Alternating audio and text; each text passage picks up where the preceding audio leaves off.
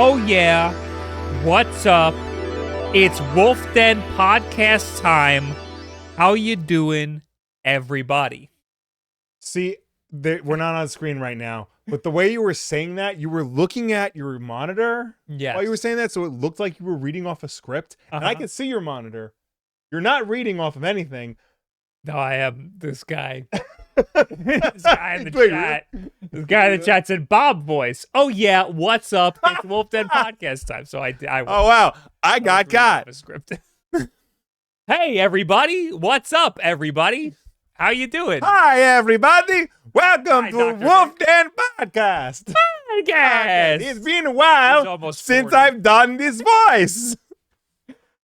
Oh, last week was a lot happened. A lot happened last week. A lot of one thing happened. Yes, only one thing. Ruined our lives. Yes. We're talking about video games. Yes. Oh, it's been such a week. I forgot that there's more important things than the Nintendo Switch 2. Yes.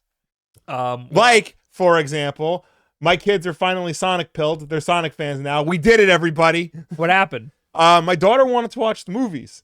Okay. So we watched the first movie. She loved it. She wanted to watch the second movie, which is good because I hadn't seen it. And guess what? Second movie is awesome. You like it? I liked it. I hated it. I didn't like it. All right, let me be real here. Okay. I'll put my cinema degree hat on. No, it's not a good movie. Okay. But it is as close to what my mind's eye of a live action Sonic the Hedgehog movie should be. Okay.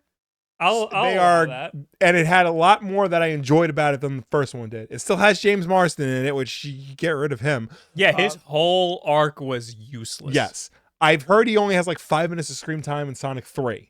Hell yeah. And I'm here and it looks like they're getting progressively better. Yeah, I'm excited for the third one, yes, which is out. Yes. I just haven't seen it. I was tempted to actually take my daughter, your niece, to the theater to see it. Then I remembered Shadow's origin story, and I'm like, oh, I don't think she's ready for that. No, come on. Come on. I have a similar story. Hannah, for some reason, wanted to play a game, so I set her up with the ROG Ally. Okay. I put her own little profile on it. And the first game she tried was Sonic Adventure 2. Okay. So she's being Sonic Adventure 2. And to my surprise, she's actually pretty far in it. I thought she would give up almost immediately. Oh, nice. Now, the bigger wrinkle she is very frustrated by the game because it does not control well. No. For whatever reason, she wants to beat it, and I think it's because of the cute characters. Oh, yeah. Sonic Adventure 2 is one of those games where, if you didn't play it when it first came out, you're not going to have a good time. No. That's definitely one of those games. I legitimately think it's the cute characters and how fucking cool it starts off. It just immediately throws you into it, and it makes you want to see what happens to these people. Yeah. Well, in Sonic 2, when he's snowboarding down the mountain, I'm like, all right, everyone pay attention. When Sonic snowboards, it's awesome. Yeah. I will say I am in a dilemma because now my daughter wants to play the video games. Okay. That's great. I bought Sonic Origins Plus for Switch because that version doesn't have lives. It's one of those. That's fine. You had it in your Steam Family Plan, though.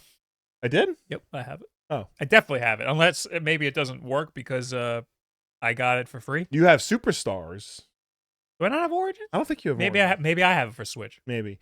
Well, because does that not count in the family plan? On Switch? Aren't we on a Switch family plan? Yeah, no, not the games.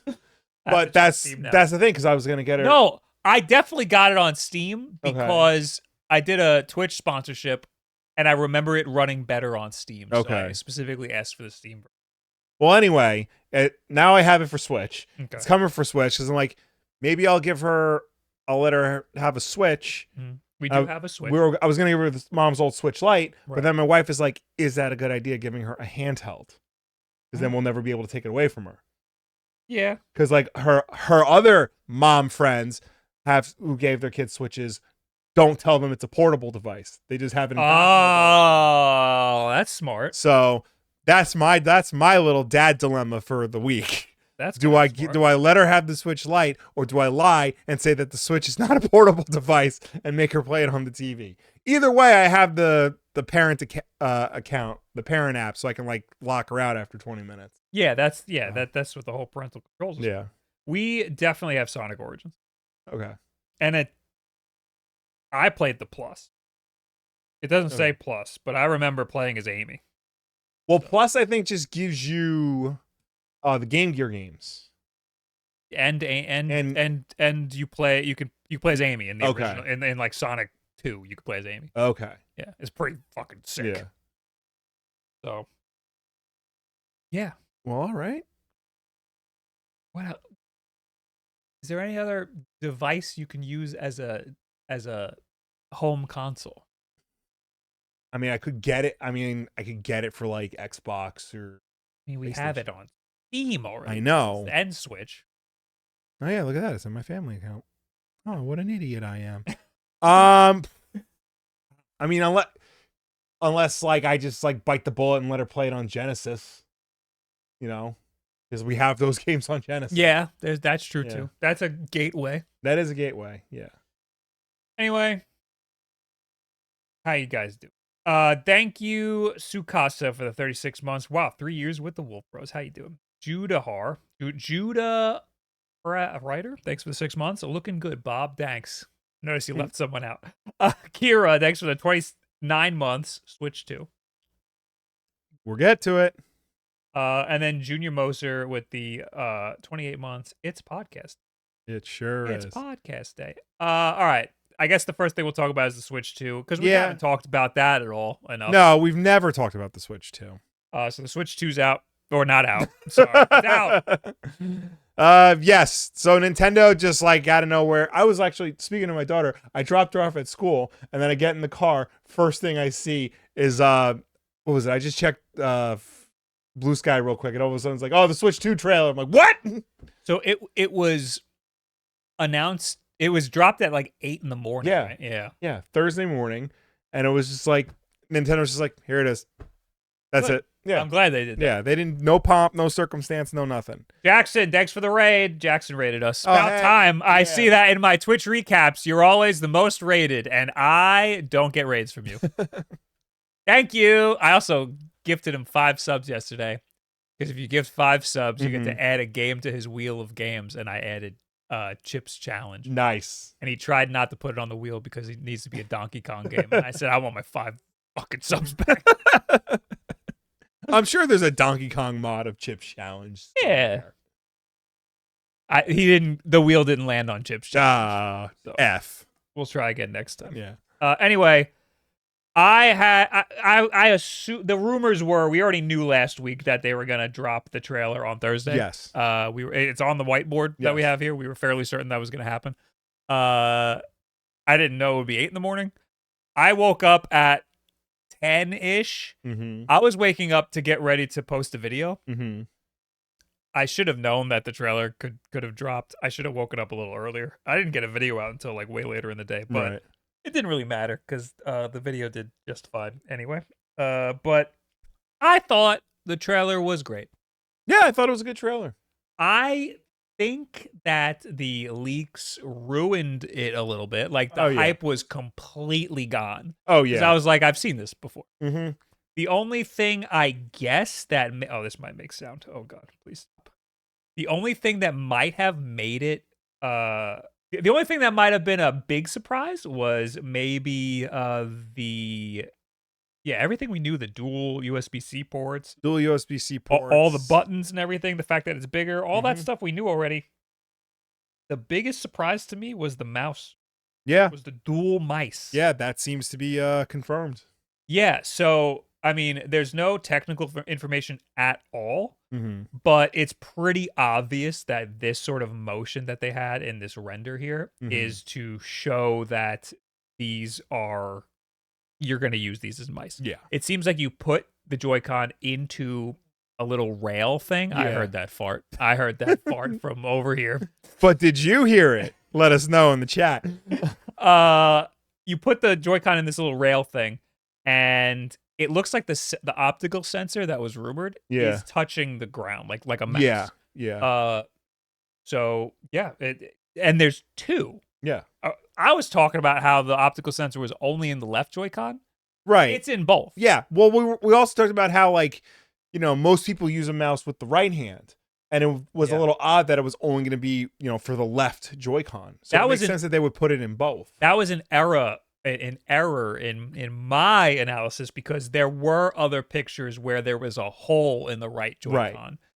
We just only ever saw detailed pictures of the left Joy-Con, but there was a space for it on the right. And it turns out it's in both. Yeah. So this is going to be your gimmick. If you want something wacky and wild for your new Nintendo Switch 2, if you're worried that it's going to be the same thing as the last one, your big, weird gimmick is that it's got two Mises. Yeah, and I think that's like a lot of people's takeaway of this is like that there was no like big swing for the fences and whatnot. But at the same time, like, you know, I feel like that's something where we think we want that. But in reality, we just want something to play our effing video games, you know? When the Wii came out, I mean, the Wii one of the best-selling consoles of all time. Yeah. I was like, that's dumb. I don't want to flail my arms around. And then we got it, and I was like, this rules. Yeah. But still, I ended up not playing a lot of games on the Wii. Yeah. Because sometimes I just want to sit on the couch. Yeah. I don't want to flail around. Exactly. And then you look at its competition, you know, the PS5 doesn't really have like any crazy gimmicks. It's just a video game machine. The Xbox, you know, it's just a video game machine. And both of them are very similar to what their predecessors were. So, you know, that's just essentially just a spec bump. So Nintendo following suit isn't really that out of the ordinary. You know, it may seem out of the ordinary for Nintendo, but that's the way the market is, you know? Yeah. We just want a video game machine. Yeah, and I don't know how much this will even be utilized. Like, what am I going to do? Clear off my coffee table to use the mouse? Yeah. You know? Like, how many of the Switches, like, you know, weird features were, utilized heavy? Yeah. You know? Like, how many games have IR sensor in it? Good thing you mentioned that, because at the end of the trailer, they say, plays Nintendo Switch 2 exclusive games as well as Nintendo Switch games. Yes. I guess they're saying this so that you know this is a whole new era of games. Yes. And then there's an asterisk. Nintendo Switch 2 plays both physical and digital Nintendo Switch games. That's great. Mm-hmm. I love that they said digital. And they actually, in the picture, they show the same cartridge for both systems. Yeah. Certain Nintendo Switch games may not be supported on a fully compatible with the Nintendo Switch 2. Details will be shared on the Nintendo website at a later date. So they're talking about like weird IR sensor games. They're mostly talking about Labo. Or Labo, yeah. Something that where like the Joy-Con needs to fit, like Ring Fit. Like, yeah. You're going to need a Joy-Con. I would imagine they've got to like, I feel like for Ring Fit, they would go out of the way to make a new ring or like an adapter for the ring, because that's something that could easily like be adapted for the new Joy-Cons. Right. Labo, like they actually have to fit in like a predetermined thing, so that's not going to work. They just need to say something about how not every single game is going to work, and there's going to be some weird fringe cases like that. And I don't think the Switch 2 Joy-Con has the IR sensor on the bottom, so a lot of those games it does not. Yeah. I don't know how the optical sensor works, if it could work as an IR sensor or really close up. I don't know, because that's a really small IR sensor. And it would only be able to see like a millimeter. So I don't know how well. The IR sensor that's on the Switch doesn't see that far. It sees like 4 inches, but still that's more than what the optical sensor would see. So anyway, what else? Oh yeah, we get a big new look at Mario Kart 9. Yes. It's not officially called Mario Kart 9, but it's pretty obviously Mario Kart 9. Yep. I don't think this is a track that we've ever seen before. I don't think so. The big thing is it looks like there's 24 racers, which is the most ever in a Mario Kart.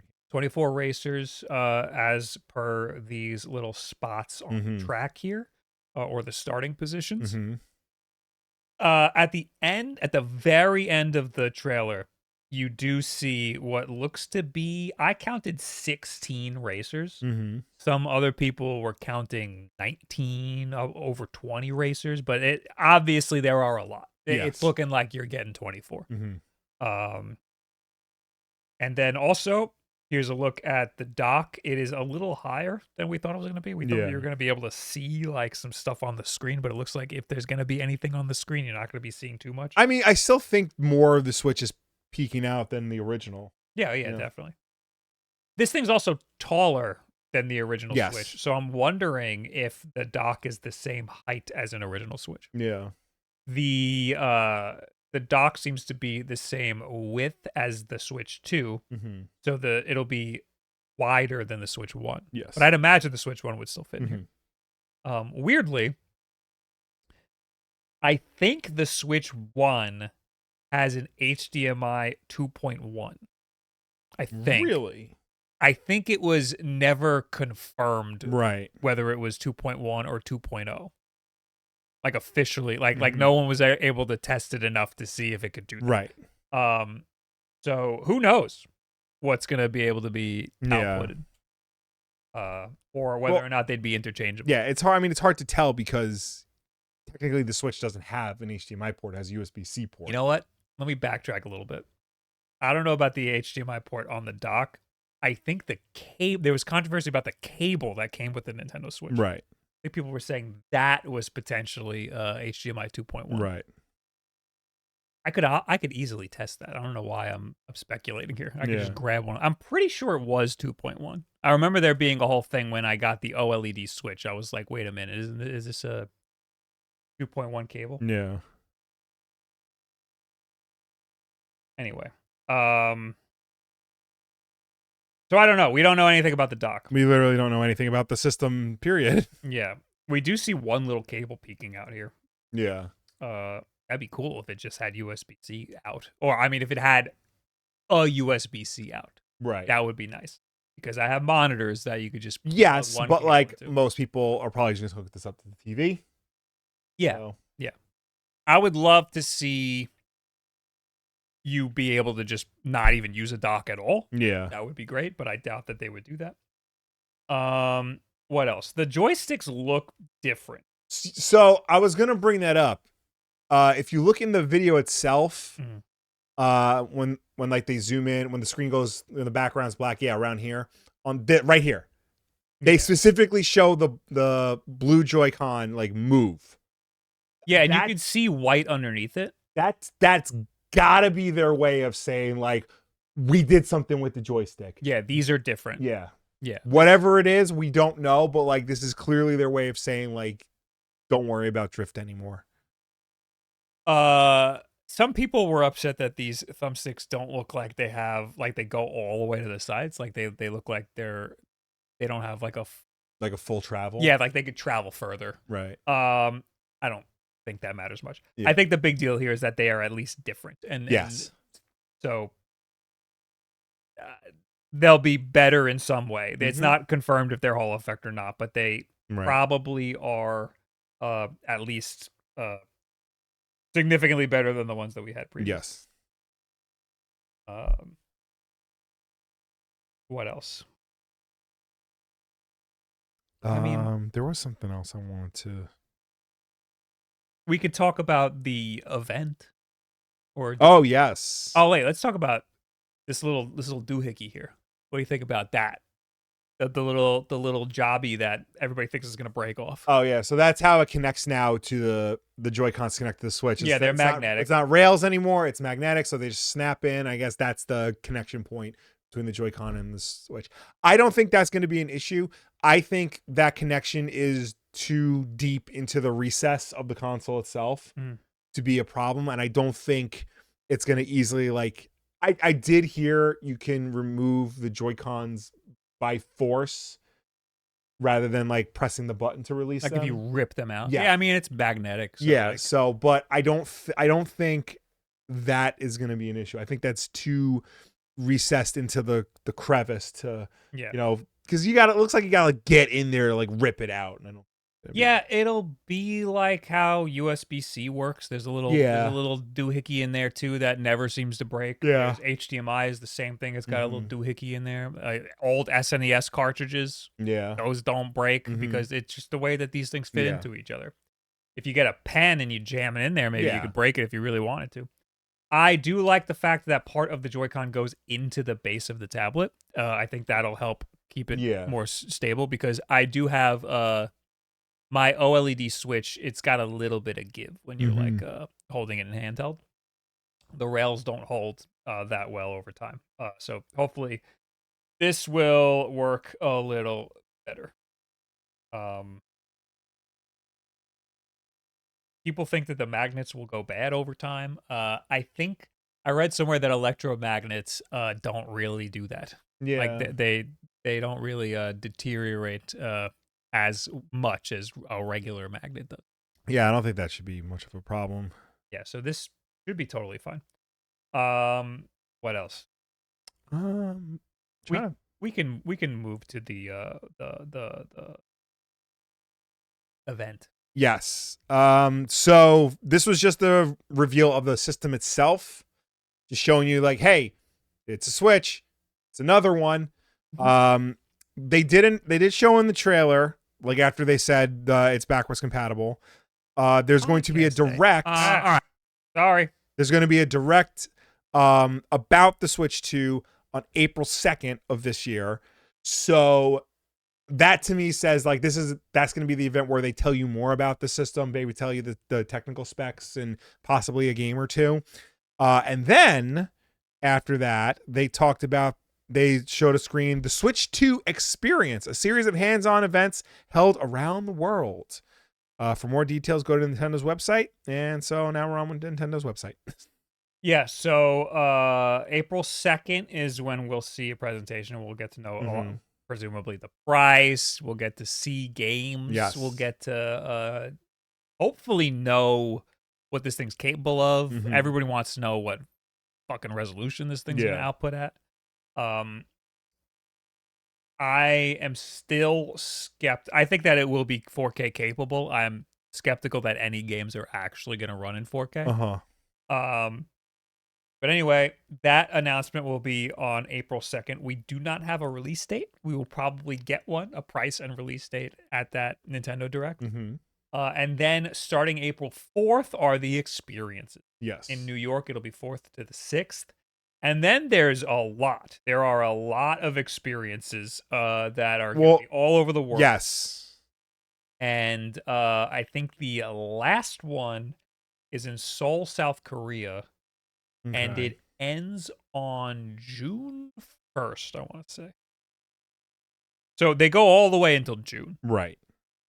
Some people are trying to read this as an announcement. Okay, it's Is that June? Yeah, June 1st is the very last day of the last announced Nintendo experience in Seoul, South Korea. So people are reading this as it'll release after that because that's the last day of the Nintendo Switch 2 experience. Yeah. I think that this does not mean anything. Yeah. Because there was a similar preview event for the Nintendo Switch 1. There was they didn't call it the experience or whatever, but in New York in January, right after they announced right after they had that little preview thing. They had a very similar event where you can go check out the Switch 1. I don't know if it was open to the public. I remember I had to sneak in by pretending to be a GameStop employee. Yeah. But I got to try it. The last date of that tour, those were the only ones I could find were in America. Right. There was a couple of cities in America where they were showing off the Switch 1. And the last date for that was in LA, and it was after it had already launched. Yeah. It was like 2 days after it launched or something. So it's very possible that this thing could still come out at the end of April, I would say. Yeah, because like we also heard all the original tweet said it would be. Did it say it would be released at the end of the fiscal quarter, or just it was announced? I think we only ever heard about an announcement. Okay. Yeah. All right, but we also heard. I mean, this was like the rumors and stuff that it would be released around the same time, like maybe by the end, because the Switch 1 launched in March, a great success. It launched in March to try to make it before the fiscal year ended. Yeah. So I could see them. But it'll be way over by the time the Nintendo Direct is. Right. But I could see them like maybe releasing it at the end of that quarter, whenever that is. Yeah, I mean, it could be anywhere between April and June. Right. My money would be the end of April. Yeah. I would put money on that. Could be the beginning of May. Could be all the way in June. Yeah. But I'm just saying, don't use the dates of the Nintendo Switch 2 experience as a signifier of when this thing's going to launch, because the first one had some experience events that were after the launch. Yeah. These experience events are really just so that you can go check the device out before buying it. Mm-hmm. Most people, I mean, everybody here is probably thinking about getting one of these things when it launches. Yeah. But most people aren't early adopters. Most people want to hear about it and want to see what games are out there, maybe try for themselves, and that could be a really cool experience for them. So that's what these events are for. It's for normies to test these things out. Mm-hmm. So could very well happen before these events are over. Also, PAX is at the end. No, it's in the beginning of May. Yeah. So I'm hoping there'll be some Nintendo Switch 2 stuff there, but they haven't announced anything about that. So we signed up to be at the New York event because I got to get my hands on this thing. And that, luckily, that's the very first event. Yeah. So the way that you can sign up now still, you need a Nintendo account, and then you go to the Nintendo Switch 2 website. It's very easy to set up. Log into your account and register for whichever event is closest to you. There's not the three in America is New York, Los Angeles, and Dallas, Texas. Yeah. So the last time they had 5 different cities. So too bad, all of those of you who live in Butte, Montana. I will say though, get on a plane. I'll give them some credit. There's more all over the world. Yes. The first one I think only had events in America. Yeah. But anyway, we signed up. Me and Hannah both got on the website, and I couldn't do anything for some reason. It was like really crashing on me. And then Hannah was able to do it, and I like panicked, and I made her register me, you, and her. Because you can have guests if they're part of your family plan, and we're all part of a family plan. So we did that, and then I thought to myself, I was like, wait, it's a lottery? We'd probably have a bigger chance if we did it all individually. Yeah. It's too late now. We're already a group of 3. But I registered a different day under our mother. And I have a Japanese account. Right. So I registered that one as a separate time slot as well. Okay. So now we're in the lottery under 3 different time slots. I don't know how that's going to work. Like, they might look at those accounts and be like, these accounts have no activity. Why would I give these people the time of day? But I would suggest, if you have multiple accounts, register them all on different time slots so that you have a better chance of getting picked.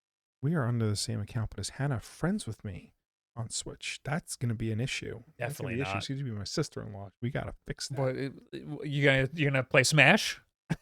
It would just be nice. It would just be nice to know. Okay? Professor Rock with the $5. I didn't get my Switch 1 until 2020, right before the pandemic. So I don't think I'll get 2 until quite a few months later. It really depends on the games. And imagine a lot of people are thinking about the games, and that's why there's going to be a Nintendo Direct.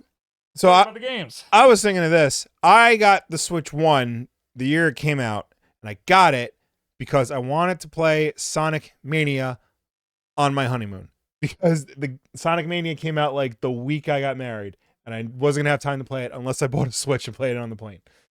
So the Switch 2 is now coming out the year you're getting married. Oh, yeah, that's happening. So what game am I going to want to play on the plane going to your wedding?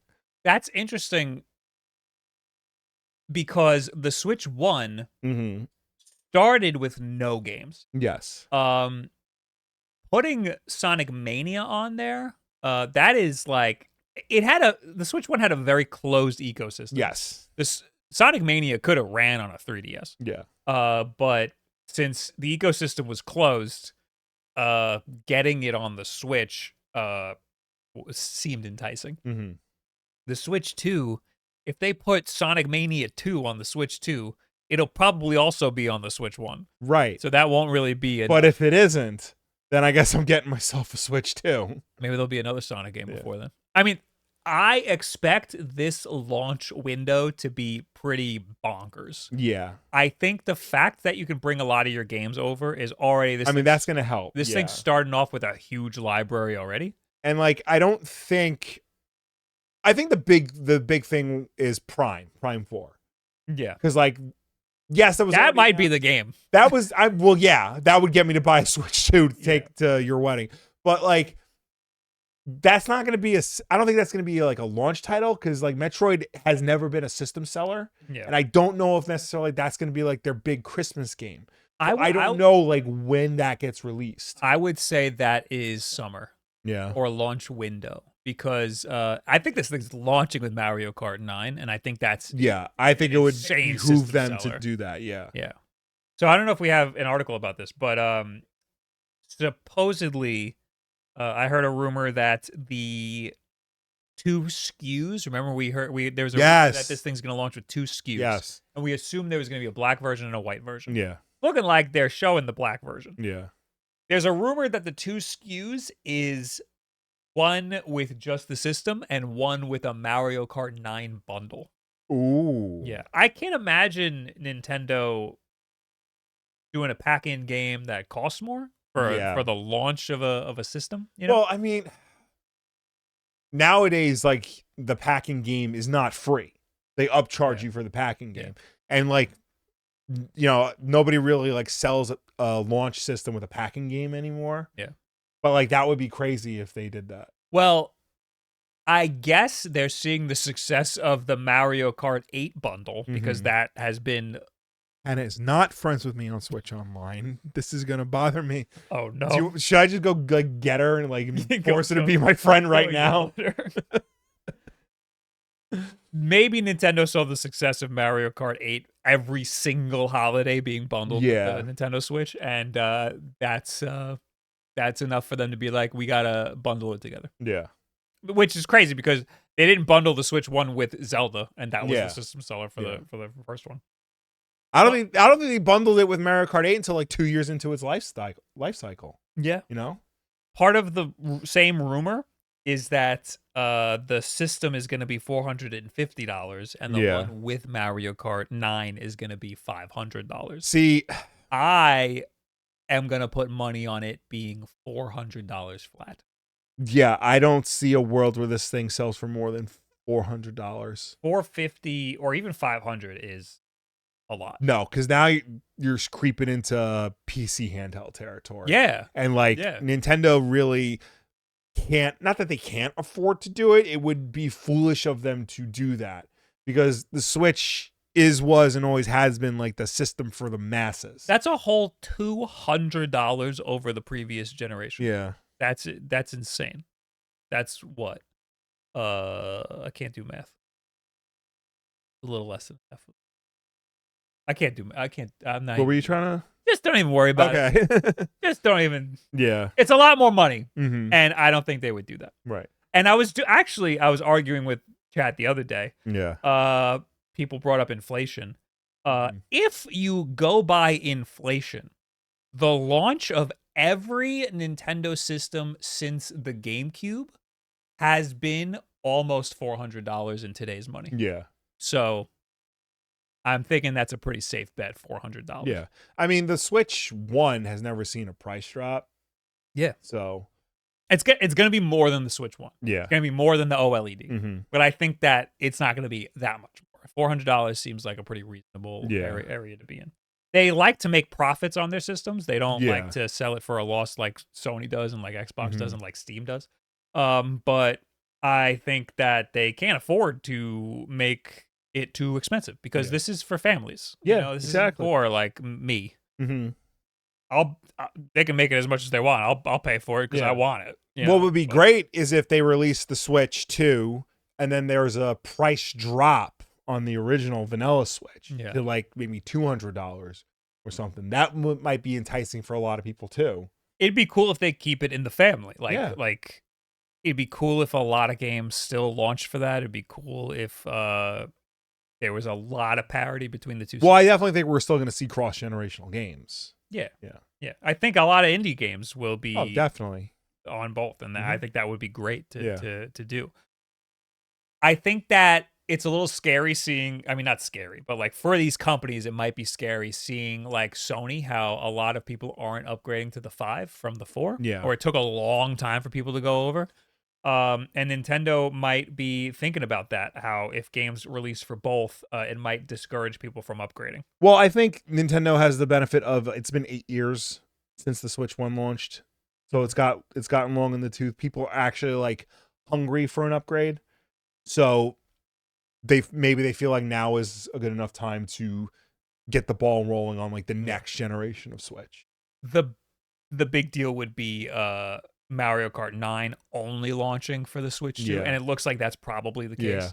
And then whatever the next big Nintendo games are. And that's something that Sony doesn't really have because a lot of their games still launched on the 4 anyway. Yeah. And the ones that did launch exclusively for the 5, it was like, it wasn't enough to be a system seller, I guess.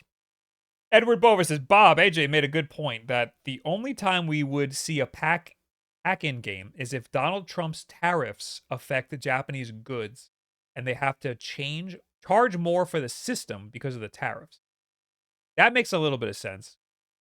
I mean, that could be a reason why they haven't told, like, we don't know like the price of this thing yet because they're waiting to see like what the tariff situation is. That would probably affect them big time.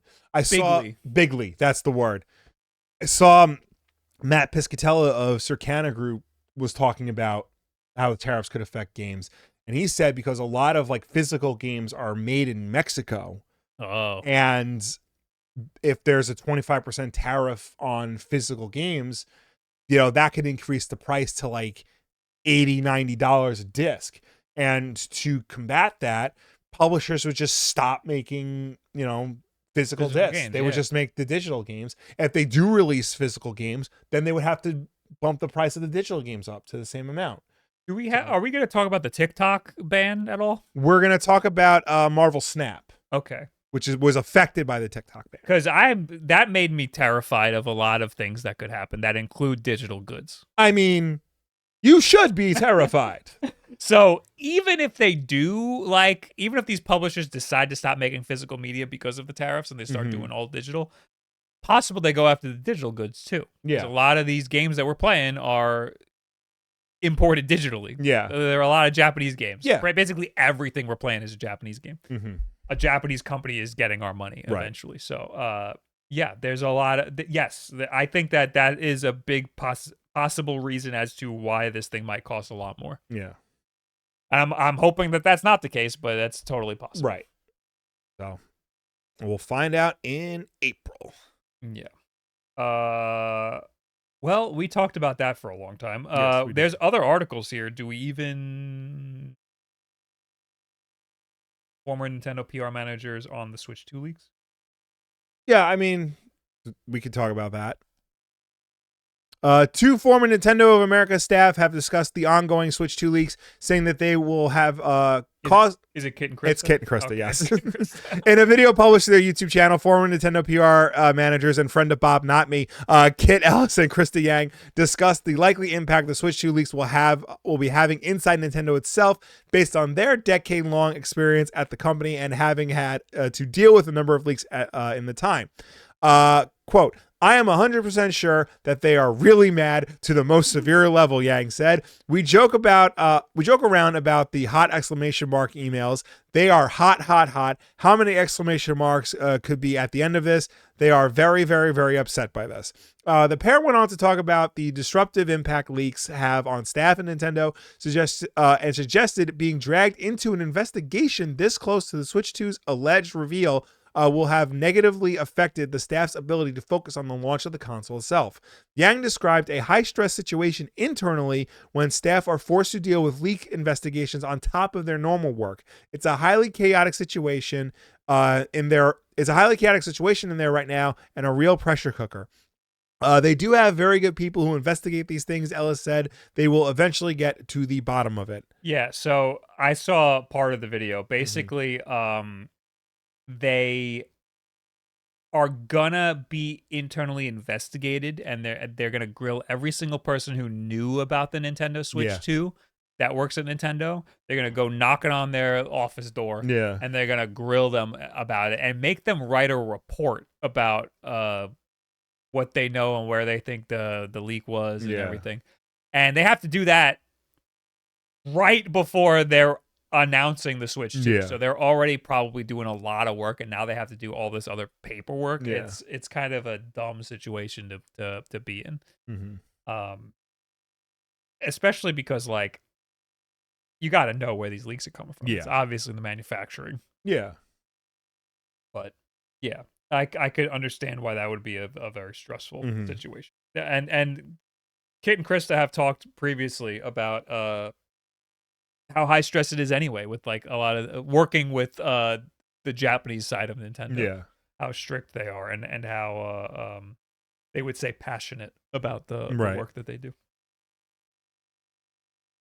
Anyway, so and the other Switch news we have is Hideki Kamiya on the Switch 2 leakers. Yes, he has opinions on it. They should be covered in shit. Yep, because they are trash. And they are trash. Okay. Let me see if I can find the actual quote. Hideki Kamiya, of course, the creator of Bayonetta and Devil May Cry, he has thoughts on it. I hope that all those who leaked Switch 2 information will be cursed for the rest of their lives and have poo on their soles of their shoes whenever they go home. Now that I've been able to enjoy the surprise announcement of the new Okami with everyone else, I think all of those damn leakers should be cursed. The scumbag leaker is only acting for his own pleasure and self-satisfaction. Not only is he not benefiting anyone, he's also causing all kinds of opportunity losses, and he's a piece of trash who has nothing to be proud of. He should be covered in shit and thrown out of the atmosphere, and then stop thinking and wander around forever. He concluded, the scumbags are in a position of responsibility where they have access to information that only a very small number of people know about, but all they do is act on their own duty, irrational need for approval. They are the ones who should be blamed, not the manufacturers whose secrets are exposed, and they need to be crushed as soon as possible. Strong words. Strong words from a very, very angry man. He is very angry. The big one was Nate, right? Nate should be covered in shit. No. I mean, Nate didn't leak it himself. He leaked the date, which I would imagine Hideki Kamiya is probably not very happy about. Right. But he got that news from somewhere. Yeah, and I'd argue the biggest leakers were the ones that straight up showed the renders. Yeah. Like, if I hadn't seen the renders already, this would have been a much bigger announcement. Yeah. But this looks exactly like what the renders were, so I'm not I wasn't like blown away, you know? Yeah. So that's what Hideki Kamiya is mostly referring to. Those guys who leaked the renders and stuff. Knowing the date of the announcement, I don't think is really that big of a deal. Right. Let's first thank some people, I guess. Dreaming of Nishmas, thanks for the 12 months. It's too big. I don't think so. No. I like the size of the original Nintendo Switch, the OLED one, because the screen is nice and big. I like the size of it. I don't like how the Joy-Cons the buttons are really small. They're not comfortable. But I like how portable it is. I like these PC handhelds. They're a little big, though. And I wish that they were a little more portable. I like the idea of the Switch a little more because it is sleeker and more portable. I do think the one thing the PC handhelds have over the Switch are the ergonomics. I think, because they're bigger, they can be more ergonomic. But at the same time, they are still too big. Yeah. And for some reason, they think getting bigger is a good idea. Yep. So. Yep. I'm working with an 8-inch one right now that is uncomfortable. Right. Mega Man with the 40 months. Happy podcast day, Wolf Bros. Thank you. Yeah. Also, we got a super chat. We did. It's Farmer Gooch with the $10. I switched to you. I get that. Yes, reference. Yes. What else did I want to say? A lot of people upset it's not an OLED screen. I think that costs a little bit extra, and they're trying to keep the cost down. Yeah, I don't think that's... It's not a deal breaker for me in the slightest. Yeah, no, I think, a lot of people just like hearing a spec. They like hearing a bigger That's number, and they think OLED is the god tier. Yeah, they're like, they're all mad that like they don't know what the specs are, and like they're gonna be mad if it doesn't have a 5090 in it for whatever reason. It's got to be PlayStation 4 Pro levels of teraflops. Yeah, which I think is ridiculous, and like you're forgetting who you're dealing with here. Nintendo has not made a system that is like on par with a modern console since 2005.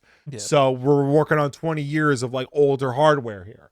So you're gonna get like an older running device, a modern machine that runs older specs, and it's gonna work great, and you're gonna like it. So yeah, I think it'll be just powerful enough to be worth it. Yes, and that's it. Yeah, it'll be fine. It'll be fine. Everything will be fine.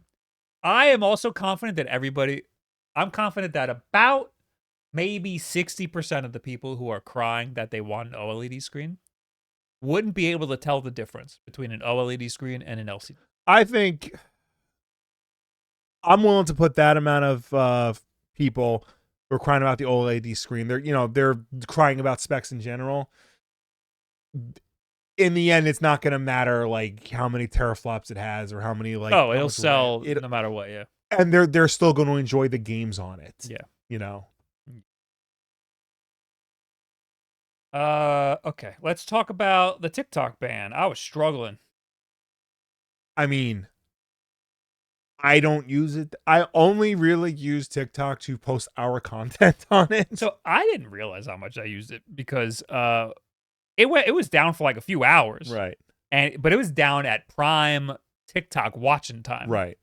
I clicked on the TikTok icon like 5 or 6 times without remembering that. I was like, oh shit. Like just muscle memory clicking on the icon to like just brain rot. Mm-hmm. And I got duped every single time. Yeah. But we're not going to talk about TikTok. We're talking about Marvel Snap, but it's related. After a 2-day outage during which Marvel Snap players were unable to access the game, the developer behind the successful Marvel-branded CCG brought services back online on Monday evening. Marvel Snap developer Second Dinner said it's looking for a new publisher to partner with in hopes that it will avoid any future disruptions to the game. Marvel Snap is back online in the U.S., Second Dinner Chief Development Officer Ben Brode announced on the game's official Discord. But to make sure this never happens again, we are working to bring more services in-house and partner with a new publisher. Marvel Snap is published by Chinese gaming company Nuverse, a subsidiary of TikTok owner ByteDance. Snap went offline on Saturday and was removed from the App Store in the wake of the expected ban on the social media app TikTok, a ban that has since been stayed. Second Dinner said Saturday that it was surprised that the game had been affected by TikTok's removal from the App Store and promised that Snap isn't going anywhere. On Monday, Brode declared that the return of the card game signaled a new era for Marvel Snap, but did not elaborate on what that meant. We know this probably leaves you with even more questions than answers, Brode said. We appreciate your patience, but in the meantime, enjoy playing Marvel Snap. Marvel Snap senior community manager Griffin Bennett said that Second Dinner is committed to ensuring that all players are compensated for their lost time, noting that players had missed out on the time-based content, rewards, and missions during the mini blip. Blip, I get it. Yeah, it's a reference. I was surprised that Marvel Snap was affected and confused because I did think that it was specifically TikTok that was. No, it's a lot of other apps that ByteDance owns. So I was looking into it and I was like, maybe this thing is just a blanket Chinese app thing. And then I saw that Marvel Snap is developed by NetEase. Yeah. But it is published by Nuverse. Well, no, Marvel Snap is developed by Second Dinner. Why did I see NetEase? I think that's a different Marvel game. Marvel Rivals. Yes. Is developed by NetEase. Yes. I might have seen Nuverse and my brain just said NetEase. Yeah. That made me scared because I was like, wait, Marvel Rivals is NetEase and that's Chinese. Yeah. When you go to the Marvel Rivals Wikipedia, it tells you the Chinese name for it. Yes. Think about that. They could just rip Marvel Rivals away from you. Yeah. Well, they can rip a lot of games away from you. They currently have Riot Games listed as a enemy weapons manufacturer because they're owned by Tencent. Yep. So hope you like League of Legends, because it might be going away soon. This could have an effect on a lot of things. But the language was specifically for TikTok's publisher? Correct. Or owner? Specifically related to ByteDance. Yeah, and apparently Marvel Snap got caught in the crossfire. Yes. So that's unfortunate. Mm-hmm. Very stupid. This whole thing is very stupid. Yes. I was also surprised that you could, while TikTok was down, you could not use a VPN. People in the chat are saying that a VPN worked for Marvel Snap. The first thing I did was try a VPN with TikTok, and it even blocked you if you had an American account. Mm-hmm. So if your account was made in America, then you're screwed. So there are some people who like moved out of country and their TikTok was just down. Yeah. Which leads me to believe that they went down on a little bit of their own volition, because I think they still had a whole day that they well, I think they were prepared to go down like ahead of schedule. Like they were just gonna like pack up their ball and go home, and then God, King, Emperor Trump, or whatever they called him in their little acknowledgement, like came and like rode in on his white horse to save the day. I'm putting my conspiracy hat on, because they did not need to go down as early as they did, and they did not need to make it as strict as they did by blocking anybody who ever made an American account. And they did not need to name the President Trump, who wasn't even president yet. So it makes me feel like it was like an act of like a weird sort of like show of force. Oh, 100%. Yeah, no, it was all just like very bizarre. Yeah, it was all just like a big parade to like flex not only their muscle, but like show that they're willing to play ball with the new regime coming in. Yeah. So and if people are worried about the information that TikTok could have, because it's all going to a Chinese company or whatever, what information are they gonna have? Also, what's the information that they could have? Are they gonna give me propaganda? You know what they're gonna find out about me from using TikTok? They're gonna find out that I really like Kathy Kelly, who does the backstage interviews for Monday Night Raw. And yes, it's true. She's very attractive. I find her pretty to look at. No one's calling you out. Yes, no one's calling you out. That's what information they're going to find. Number one. Number two, we all have Facebook accounts or Meta accounts. Guess who Meta sells their information to? Yeah. I'll give you a hint. It's also the Chinese. So like, it's all this like big song and dance over just the dumbest shit. Yeah. Because TikTok is specifically made by the Chinese, that's where the problem is. I want to know what propaganda they could possibly show us that would be harmful to us. Well, it's already starting because there's pro-Palestinian information on TikTok. That's probably really what it was. I saw it actually right after the TikTok ban. That one of the first TikToks I saw was a guy showing off his apartment in, I think, Shenyun, which is the name of the play. Right. But apparently it's also a place. Yeah. He was showing off his apartment. Beautiful apartment. 2-bedroom, huge. Right. $500 a month. And I was like, that's fake as fuck. Yeah. But yeah, it's only harmful if there's nothing better here in America. Yeah. Which is what makes the competition good. It's a free market. Keep it free. Yeah. Why are we locking it up? Turn it into a political podcast this year. Yes. You guys are defending the biggest brain rot machine in the universe just because the reason for its ban was stupid. Well yes. That's the whole point. Also, I like TikTok. I rot my brain on it. I like it. The content on it may not be like the highest the quality, but it was a product providing a very good service. Imagine if they did this to YouTube or like Twitch or like another streaming platform that provided content, like provided video content to you.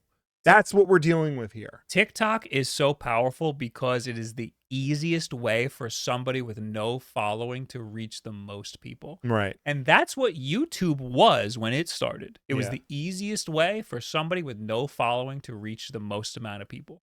Mm-hmm. And that's why TikTok's powerful in getting people's messages out there. And that's apparently what people are afraid of. Right. And that's why they're blocking it. Mm-hmm. They don't want too many voices being heard, which is insane in America. Yeah. This is the land of the free. Right. Free speech and capitalism. Yes. And a lot of those things are being jeopardized. Yeah. Not only is Meta collecting data, but there was a bunch of posts going around this week about turning off the setting that Facebook has defaulted on to track all of your web activity outside of the app. Insane levels of data collection. Yeah, that's another thing too. I've sort of kind of given up on the data collection front. Yeah, they're all taking it. Like me too, to a certain extent. Like I want to stop using. Like I already don't go on Facebook anymore, but like I want to like stop using Instagram and Threads as much as possible. Sorry, Charlie Fenn, my only friend on Threads. Because like I'm just like sick of their mask is off completely now, and it's just ridiculous to me. But yeah, like they already have everything they could ever want from me, and it like deleting my account isn't really going to do anything because they have the data already. Yeah. They already scraped my profiles for their godforsaken AI robots to learn from. So like it's over at this point. My hot take is that the data collection isn't really a big deal. There's not enough data that I think is really going to jeopardize your life in any sort of way, other than you're going to be marketed to. Right. And I don't think that's like the worst thing in the world. Yeah. Not that it's okay to give up your data. I think that there should be regulations around that. But I think that we can all chill a little bit on the data front. Yeah. It's like not that crazy. Right. Anyway. Hey, let's do this. Backlog. Backlog. Backlog. Backlog.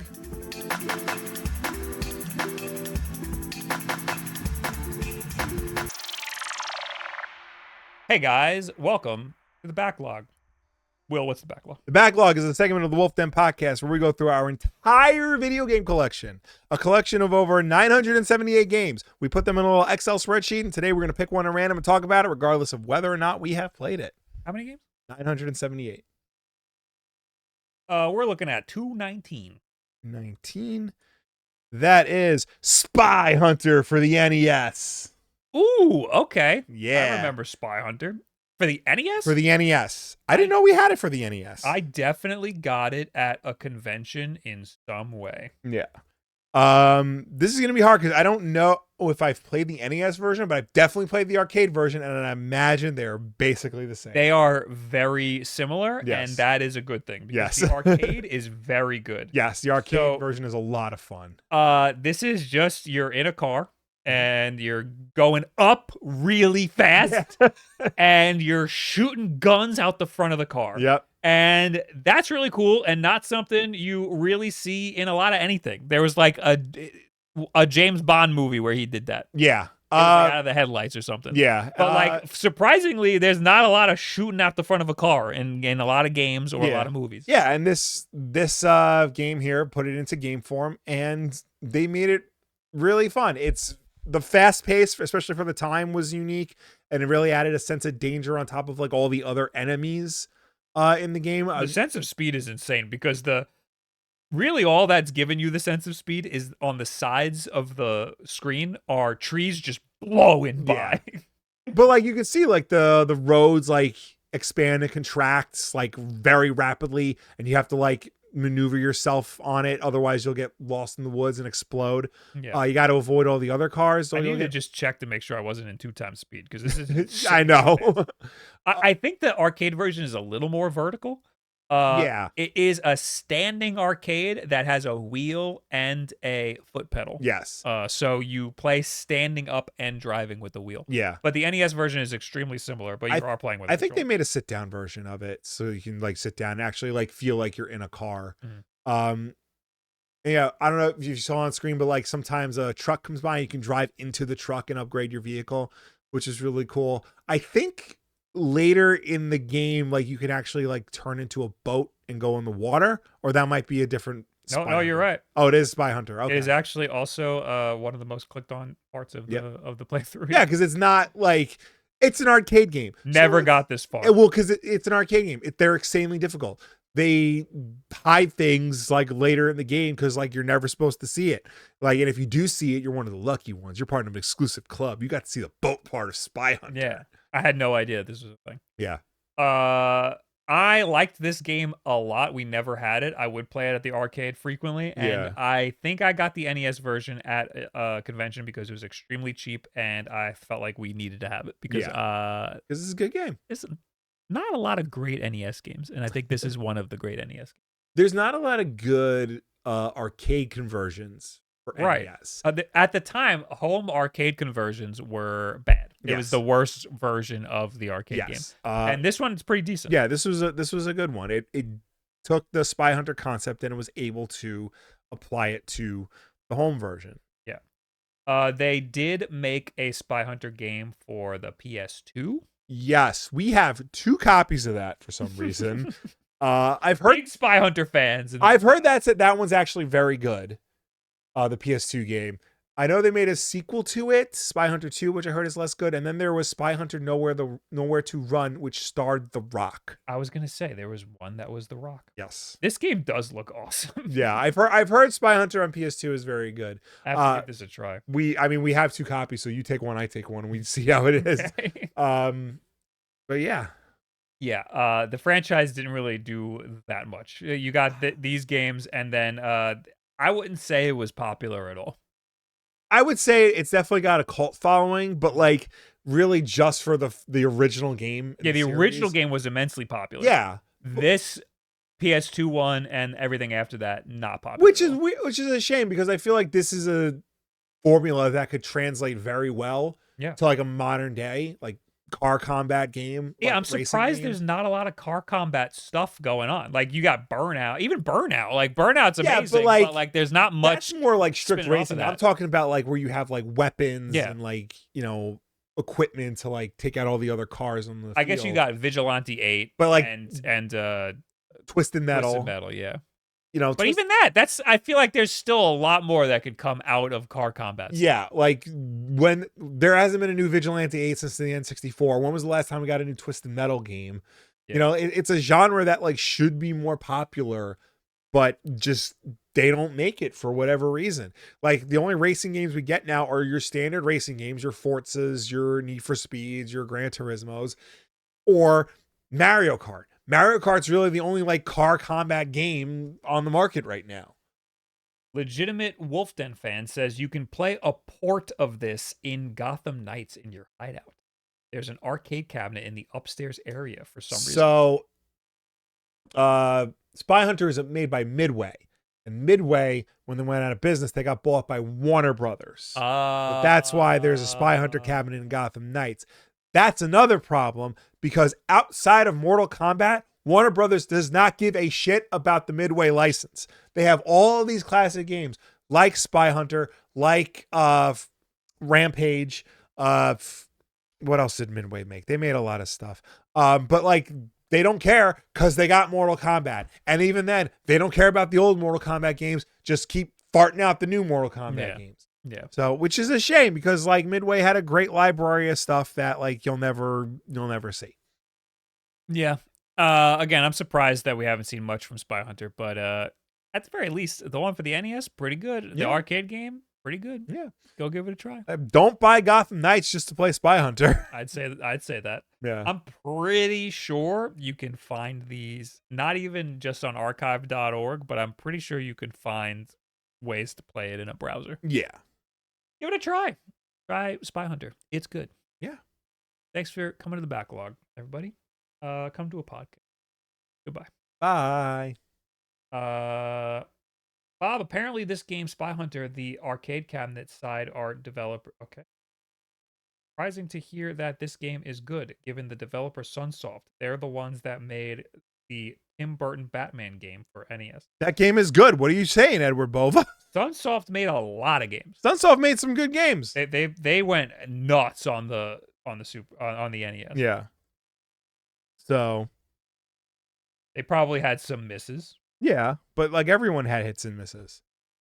List of Sunsoft videos. Yeah, Sunsoft had some good games on. There's a lot here. Final Fantasy Adventure. There you go. Final Fantasy, the Game Boy Final Fantasy game. Well, they probably published those in America. They didn't develop those because those are known as something else in Japan. US only re-release of a Capcom. Oh no, I don't know.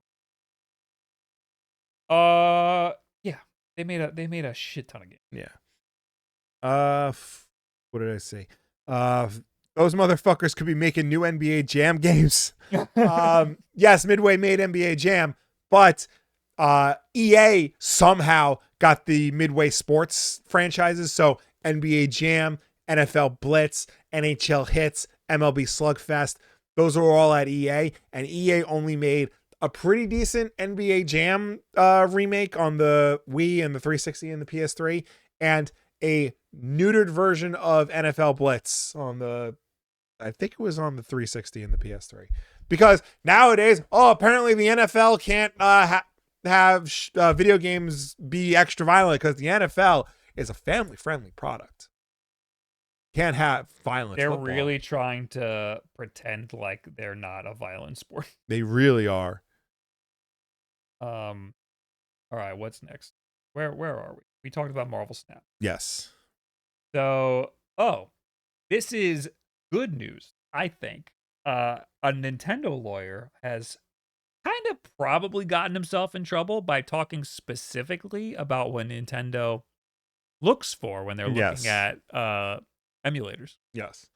When they're looking at suing emulators. Yes. Basically. As reported by Den Famiko Gamer, Nintendo lawyer Koji Nishiura, the deputy general manager of Nintendo's IP division and patent attorney, explained that there's a difference in legality between the emulator itself and its uses. While you can't immediately claim that an emulator is illegal in itself, it can become illegal depending on how it's used. One of the key uses that has set Nintendo's alarm bells ringing in the past is when an emulator bypasses a console's technical prevention methods like encryption. If an emulator does away with specific security measures like this, it is in breach of Japan's Unfair Competition Prevention Act, and you can expect a takedown to ensue. Another sticking point is in how the emulator imitates the device. Copying a device's specific programs is a big no-no, not the legal term, according to Nishiura, who can constitute copyright infringement if it's caught in the act. Similarly, if the emulator offers links to download pirated games, it can be considered a reach app and will also be hit with copyright infringement. According to Automaton, Nishimura referred to the issue of legality downloading games as a problem for all developers, not just Nintendo, citing a 2009 lawsuit where the Big N was joined by 50 other parties to take down the Game Backup Device, a tool used to download pirated DS games. This, Nishiura states, is another big reason for the repeated takedowns. Nintendo doesn't want its software being played via illegal means, and it wants to extend that protection to its wider devs. They pretty much confirmed that Nintendo is looking to make sure that these emulators aren't specifically profiting off of Nintendo's IP, and also that they aren't distributing games that Nintendo has. Yes. Like, they're pretty much saying they're not that interested in taking down emulators that allow you to emulate games if they don't come with games, basically. Okay. And that's great. That's great to hear. Yes. But we're kind of just taking Nintendo's word for it here at this point. Yeah. You know? We're just kind of taking a lawyer's word that Nintendo is only looking at but it makes sense. Like we've said before, these lawyers are trying to see what's the best way to win the case against this. Yeah. And that means they're only going to go after these emulators if there's like 100% chance they're going to win the case. Mm-hmm. And there isn't 100% chance if it's just an emulator. Yeah. And it's not coming with pirated ROMs, mm-hmm. and it's not taking it's not costing money. It's not profiting. Mm-hmm. So that's why a lot of the lawsuits we're seeing are for emulators that come with games already, or people who are selling emulators with games on them. Yeah. The only case where that wasn't really happening was Yuzu, but Yuzu got because they were distributing the game between each other on Discord, and they were making some adjustments for games that were yet to come out and stuff. Nintendo seemed really butthurt about Tears of the Kingdom. Yeah. About the launch of that. I do think that Yuzu was treated a little unfairly in that situation, but that's why the Nintendo lawyers decided this was an easy case for them to win, so that's why they went after it. Probably because Yuzu was making a ton of money. I think in the report it said that they were making tens of thousands of dollars a month, and that's a lot. So, the word of caution here for emulation developers is just try your best to not take any money for your emulators, and do your absolute best to not distribute games, even if it's within your own Discords. Do not distribute the games between each other. Try to get your games as much as possible through legal means. And then we can have emulators and not be afraid of getting deleted. Yeah. Worse. Sued. Okay. Anyway. Brutal Beast, thanks for the 48 months. Hey, Bob and Will, do you think that the Switch 1 Pro Controller will work on the Switch 2? I think that it will. Yeah, I even think the original Joy-Cons will work on the Switch too. You know, you won't be able to connect them, but I think you'll be able to use them via Bluetooth. Yeah, I think that should be fine. They'll probably come out with a new Pro Controller, has whatever bells and whistles those Joy-Cons have. Yes. I think that it'll be similar to the Wii to the Wii U, where a lot of those peripherals still worked. Yeah. I think they might not even make a new Pro Controller. I think the Pro Controller is fine the way that it is. I don't love where the D-pad is, but whatever. I mean, they made a new class. Yeah, they actually did make a Pro Controller for the Wii U. Yeah. That was a good controller too. Yeah. So we might see something similar. Anyway. Next news. Someone in Japan arrested for selling modded Switches. Oh, here we go again. A man has been arrested for selling modded Switch consoles in what's thought to be the first case of such arrest in Japan. As reported by NTV News, NTV News, not MTV I was confused News. For a second. A 58-year-old man from Japan's Ibaraki Prefecture was arrested on Wednesday on suspicion of violating the country's Trademark Act. Fumihiro Otobe, a transportation worker from Ryugasaki City, is accused of gathering secondhand Switch consoles, attaching modified parts to their circuit boards, and selling them online for $179 each. That's not a lot. No. Otobe is also accused of including 27 pirated games pre-installed on each console. There you go. And that's the problem. NTV says Otobe has admitted the charges and reportedly said, "I was curious to know whether people would think I was great if I sold modified consoles." While others have been arrested for selling modified consoles elsewhere in the world, Otobe's case is noticeable because, according to NTV, I gotta specify here, this is the first example of someone being arrested for it in Nintendo's native Japan. There have been numerous cases of similar issues in North America, the most noticeable being the arrest of Gary Bowser, no relation, who was subsequently sentenced to 40 months in prison for his role in such activities. Bowser was released in 2023 after being sentenced for his part as a member of the hacking group Team Executor, which in 2013 began creating and selling circumvention devices, enabling users to play illegal ROMs on Switch and 3DS. Yeah, just like we just talked about, the problem is the pirated games. I'm sure if he was selling them, I mean, first of all, $179 for a whole Switch plus modifications, Pretty good deal. Pretty goddamn good deal. Yeah. Maybe this article has it wrong, and it was $179 on top of. Maybe he was taking the Switch. Well, secondhand Switch. I don't know. That's still insanely cheap. Yeah. Again, the big problem here is probably the 27 pirated games. Just don't do that part.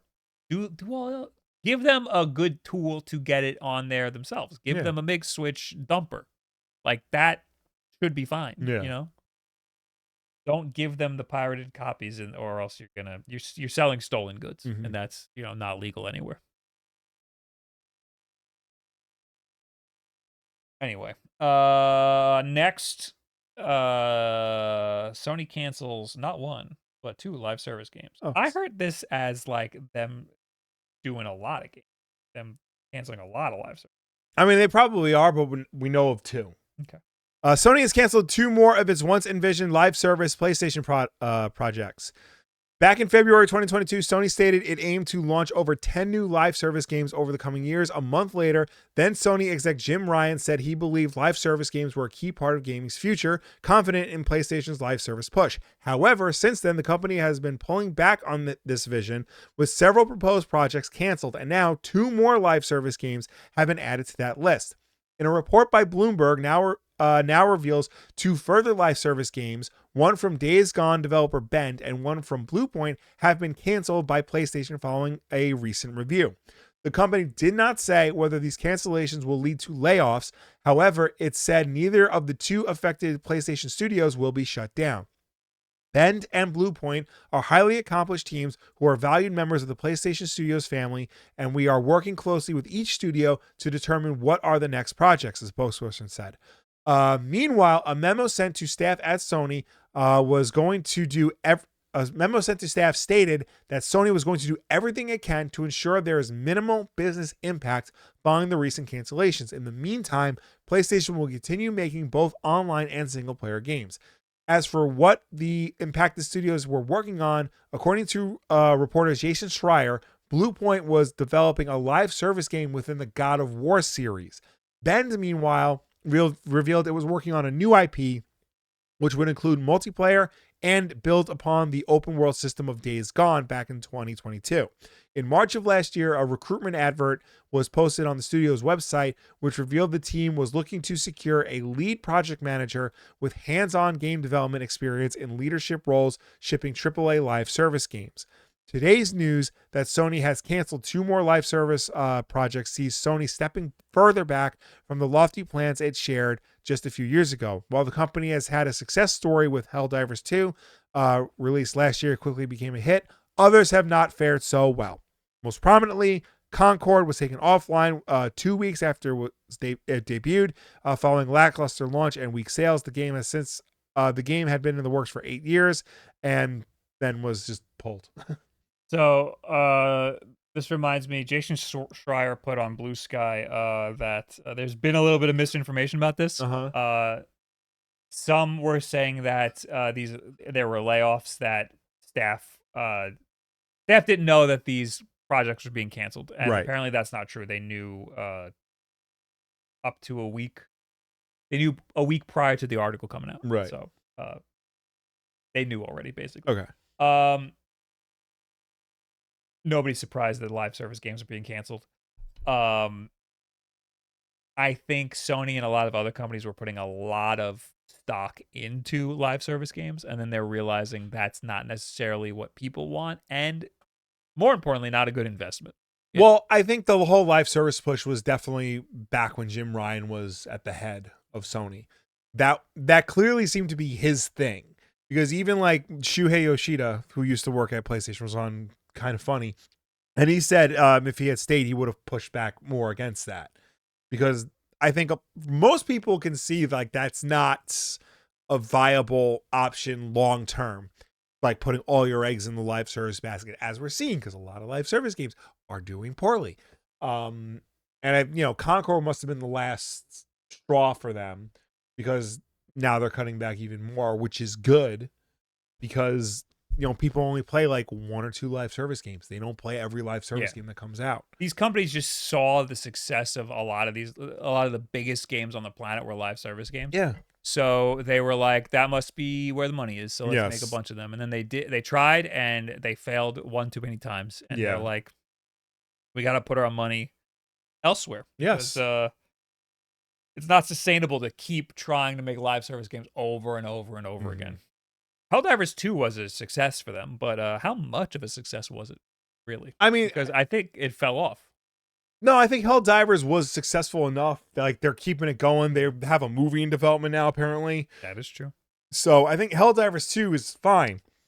I think Helldivers 2 had like a normal live service lifespan, where it came out, it was a hit. It had big hype when it first came out, but like it's leveled off, and now like it has a sizable audience that keeps playing it. And like maybe they fall off and they come back every once in a while, but like that's normal. I think a lot of publishers really, they want their live service games to hit Fortnite levels all the time. And that's like the only way those games are profitable if it hits Fortnite level all the time. Yeah, and that's like not every game can be Fortnite. Yeah. It's not like it used to be where a big budget blockbuster game is a surefire success, you know, especially if you do it like that, make it a live service game. Because that just commands way too much of people's time, and they just if it's too much time, we're not going to put our time into it, you know? And it's too much of a strain on developers too, because like then they have to maintain that. And that costs a lot of money. You know, part of the reason why Call of Duty, what was it? One of the recent Call of Duties, like I think it was Black Ops Cold War, cost like $700 million to make, because most of that money is going to Warzone to like keep and maintain Warzone over its lifespan. You know, that's unsustainable. Yeah. And I'm glad that Sony learned a little bit. Yeah. I'm glad they're off the sauce. Yeah. Not to mention that studio would be stuck with just doing that game for a decade if it's a hit. Yeah. That's true. That's part of the reason why Naughty Dog canceled the Last of Us multiplayer game, because they would have to maintain it for like a decade plus. Yeah, and they didn't want to get to work on that weird sci-fi game that they're working on now. Gavin says, I think it would also just further encourage microtransactions in all games. I mean, we're already there, man. Like, that has somehow become normalized, and I don't know how that happened. It's me. I spent so much in Valorant. Rock Band doesn't count. Like, Rock Band does not count. Rock Band doesn't count. Valorant doesn't count. Call of Duty sometimes, if it's cute enough, doesn't count. Like if it's a cute enough outfit that you can get for your little character, like it doesn't. If it's a Gundam, like that's pretty cool. Yeah, like, you gotta buy that one. Play as a Gundam. Yeah. And you know, like Rock Band didn't come with "The Boys Are Back in Town" on disc. Yeah, and how else are my friends gonna know that the boys are back in town? I really do not mind microtransactions if they're cosmetic. If they're some games make you buy the characters, like League of Legends has been out for a decade, and there's hundreds of characters, or like 150 characters or something, and you have to buy each one, right? Or if you don't, you can do it, but it would take 800 hours to unlock them all or something, and that's just not sustainable, because there are characters that are better than others, and it's making you spend money to get the good ones. Although I guess that's a free-to-play game, so I guess it's whatever. But like having to buy something that will make you better at the game that's egregious. Yeah, it's egregious. I think we've mostly like buying a cute outfit because it's cute. That's on you. I think we've mostly moved past, you know, buying enhancements to make you better at the game. Like I think that at least has been phased out. Like it's still around, but it's not as prevalent as it once was. Yeah. You know, but still, like they do get like a little egregious with like what they get away with. Yeah. There is hope that GTA 6 will cost as much as $100. Yeah, that's a quote. Yes, like the analyst. Let's just read what the analyst said. Video game analyst has claimed there is hope, in quotes, in the industry that GTA 6 could cost up to $100 so that other companies could raise their default prices as well amid global inflation and swelling AAA development costs. Matthew Ball of Epilon has released his State of Video Games in 2025 report, which muses on how the video game industry could change in the forthcoming year. One large focus of the report is that Grand Theft Auto 6, which will doubtlessly be the biggest video game release of the year, should make its planned 2025 release date. According to the report, there is hope, in quotes, within the games industry that publisher Take-Two will use the unprecedented excitement around GTA 6 in order to bump up the default price of the game to $100. It is believed that if Take-Two took this step with GTA 6, a game that will sell incredibly well regardless of the price, then others could follow suit and potentially aid in recovering the spiraling development costs. GTA publisher Take-Two was one of the first to raise the price of games from $60 to $70 in 2020, using the transition to the next generation of consoles as an excuse. While it is likely that GTA 6 will be released with a $100 version as part of a lineup of various special editions, it's currently expected that the standard case game will be $70. Gaming budgets have exploded in recent years as expectations have grown for how much content is included in a game. However, in response to this, video game prices have stayed largely stagnant outside of the recent $10 bump. In order to offset this, game makers have begun offering incentives that they can produce without any extra cost, but still charge for. For example, many large games now offer early access windows of a few days to those who are willing to buy the most expensive version of the game. They could absolutely get away with selling GTA 6 for $100. They could. Yeah. And this argument's been around for a while, and I always argue, like we argue that games like Breath of the Wild and even Grand Theft Auto 5, they were $60 games. Yeah. And what's another, like there's there's other games that are also $60 that are way, way smaller than that. Yeah. And don't take as much effort to make, but just it's just kind of weird to have a standardized price for a game. I think that standardized price has deviated a little bit these days. I think that there are a lot of games that are $40. Yeah, those are like the lower tier games. Even Helldivers launched at $40. Helldivers, yeah. You know, Tetris Effect is now still $40 for some reason. Back in the day, everything was $60. Yeah. You release on Xbox, it's $60. Yeah. You know? So I think that things actually kind of got a little better in recent years. But games cost more and more to make because these companies put too much into it. Yep. Grand Theft Auto 6, Rockstar hasn't released a game in years, and they put everything into this. Mm-hmm. This game is the most expensive game that has ever come out. Yeah. So, I mean, they're going to make it back no matter what they sell it at. Yeah. But a lot of games would benefit from charging more. But that's not really our fault. Yeah. And we shouldn't have to pay for that. That's them putting too much into the game. Stop putting so much into the game. How about that? Like Call of Duty doesn't need as much as it has, you know, like, it doesn't need Zork. Learn how to like scale back, learn how to like manage your technology. You know, not everything needs to look like, you know, Avatar, The Way of Water in terms of like its graphical fidelity.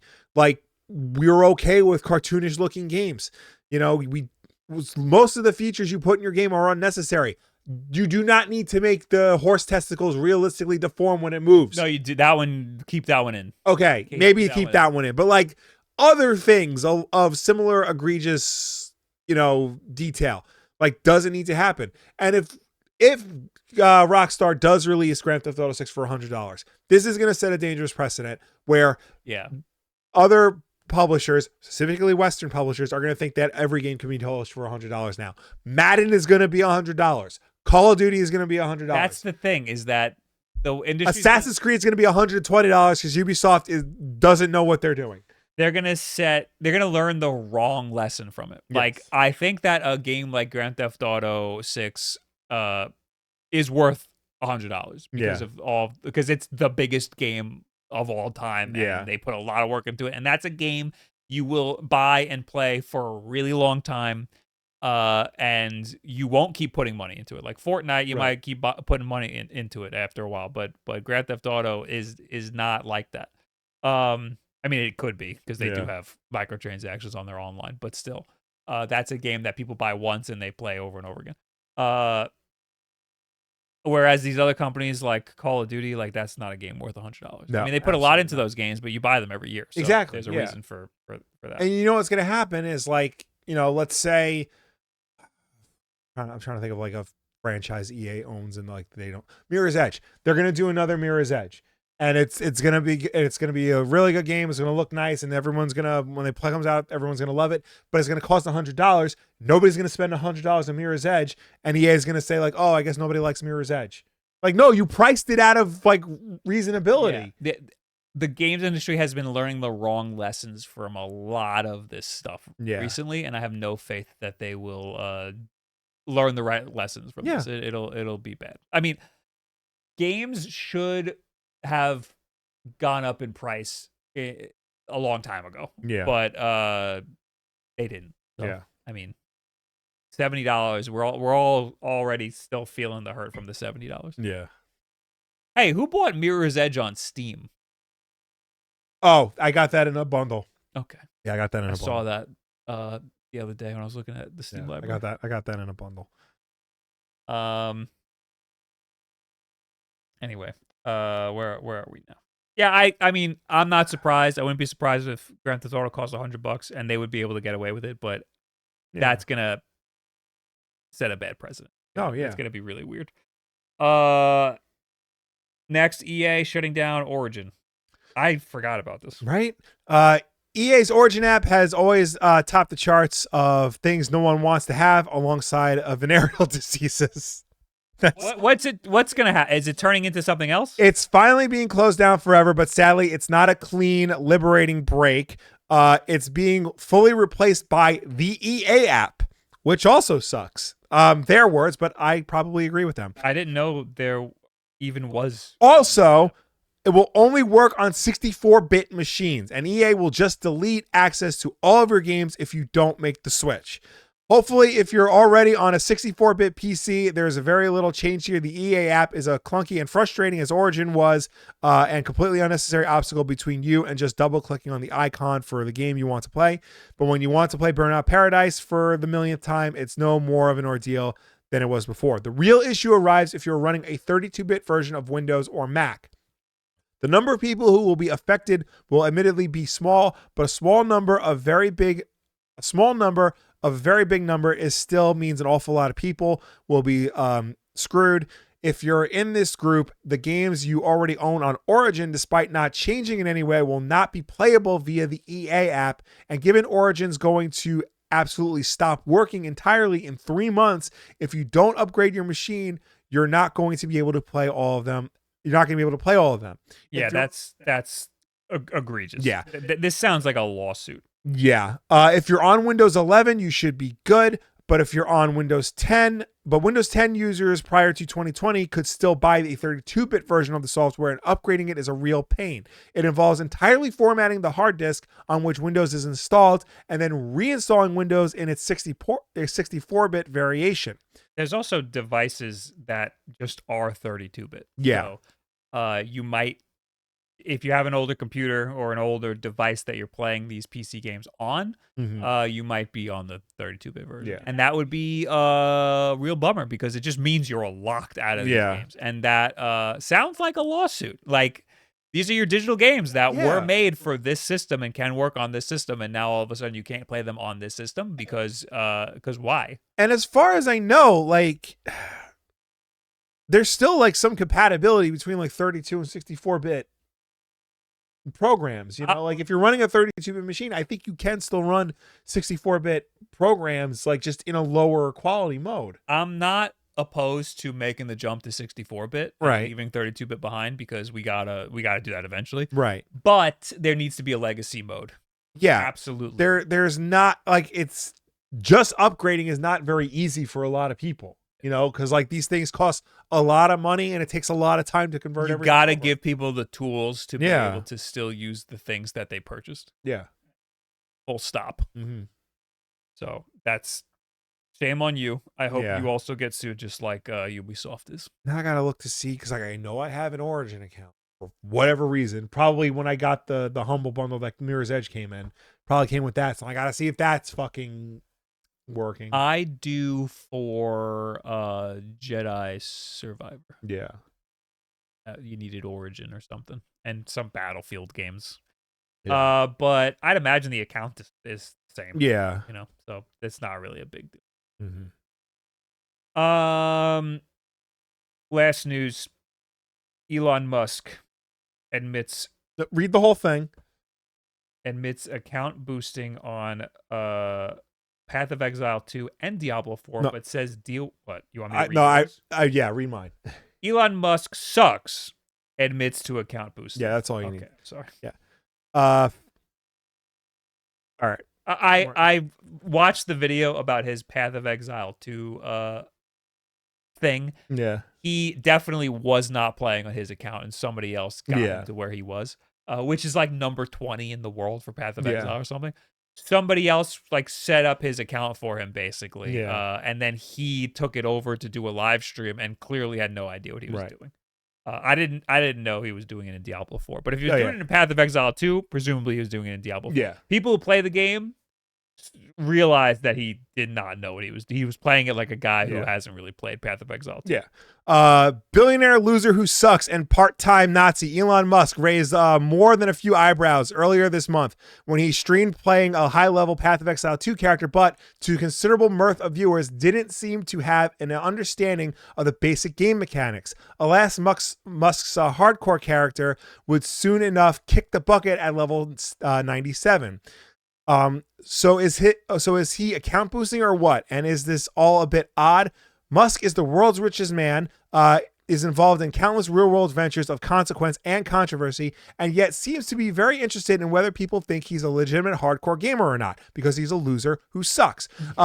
So invested that he got in a massive argument with Azamongold over who the best gamer is. Azamongold. Enunciation.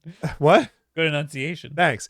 Azamongold, with the greatest respect, is a man who cannot keep his own kitchen clean. That is well, the mystery is now solved. A new video released by Nicorex shares DMs between the pair with Musk's permission, in which everyone's favorite brain chip advocate, not mine, admits to using account boosting services, which he kind of had to after the internet noticed his Path of Exile 2 account grinding while Musk was very much in attendance at Donald Trump's inauguration. Yeah, I saw that video. He was live on Path of Exile. Yeah. He was live on... But how could that be? Nicorex asked Musk if they've had someone else play their account and or bought gear and resources in Path of Exile 2 and Diablo 4, which Musk responds with a 100% emoji. I am also on multiple streams with Rob and Ace, says Musk, but when I post a video of a game or streaming, that's 100% me. As regards account boosting, Musk says it's impossible to beat the players in Asia if you don't, as they do. Okay. Asked whether he intended to take credit for having a high-level hardcore character in Path of Exile 2, Musk said no. Never claimed that. The top accounts in Diablo or Path of Exile require multiple people playing the account to win a leveling race. Oh, no, he straight up did. Yes. I saw the clip on Joe Rogan. Yeah, he said he was one of the top Diablo players. Yeah. Which already raised alarm bells because, like, how can you run like 30 companies and like have this time to be a top Diablo player? He runs the accounts just like he does his companies. He makes everybody do it, and he takes all the credit for it. There you go. Musk is unrepentant about his boosting and doesn't think he owes anyone anything. What would I be apologizing for? But of course, he's being a bit of a naughty boy. If he really didn't care about this stuff, he would have made it clear when he was streaming with these characters, rather than being dragged into the admission by his undeniable lack of knowledge about the game and the internet sleuths putting two and two together. Before this happened, I saw this Grimes tweet. Yes. She tweeted, "Just for my personal pride, I would like to state that the father of my children was the first American druid in Diablo to clear something in the game, Right. and ended that season as best in the USA. He was also ranking in Polytopia and beat Felix himself at the game. I don't know who that is. I did observe these things with my own eyes. There are other witnesses who can verify this. That is all. And then it's buried. Oh, you know why? Because I have him muted. But Elon responded and wrote, "Thanks." As if he made her write that. Yeah. He probably did. Hey, do you want visitation rights this weekend? You need to tweet out that I play video games. Look, I'm sure he's just fine at these video games. The problem is that he straight up said, "I am the best in the world at this game," and it was clearly having other people play on the account, and that is why the account is ranked best in the world. You know? Apparently, he sucks at Quake. He came out and said, I'm pretty good at Quake, but people have come out and said, no, he sucks. Because he is an uncool loser who sucks. Yep. Also, his dick is small. So, what are we up to this week of the week next? I'm not surprised. I'm not surprised about that. Yeah. That part. Oh, we're in for it. Let's do it. What a time. I don't know if I had. You know what? I have a tweet. Tweet of the week. Tweet of the week. Tweet of the week. This is a quote tweet. It's Twitch Amok, who says, "Nintendo is the reason Smash isn't at Evo." And then the quote tweet is just this picture from Captain America. Because that we all know. We've known Nintendo is the reason that Smash isn't at Evo. We know that. I like that. That guy's been living under a rock or in a frozen state. Yeah. I was at that game. Anyway, hey, we'll talk to you guys. Yes. Let's start with people who have commented on last week's Wolf Den podcast over on the YouTube channel, youtube.com/Wolf Den Podcast. Where? I got it. Mike says, "Hi, Bob. I purchased your Wolf Den t-shirt and received the item twice. Happy to pay forward the cost of the shirt to your chosen charity. Love the podcast." Someone's getting fired. No, that's fine. That's our mistake, and you get to have. Now you have two. Now, while one's in the wash, you get to wear another one. Yeah, there you go. Yeah, or put it on eBay. Yeah. Appreciate it though. Yeah. Human Rights Campaign. Crash Bandicoot. I hope it's just a direct announcing an update for Alarmo, so everyone can collectively lose their shit. Well, I'm glad that didn't happen. Yeah. Do you imagine if the Switch 2 has Alarmo functionality? We thought there was going to be human presence sensing in the device. Yeah. In the Switch 2. I guess that was just Alarmo.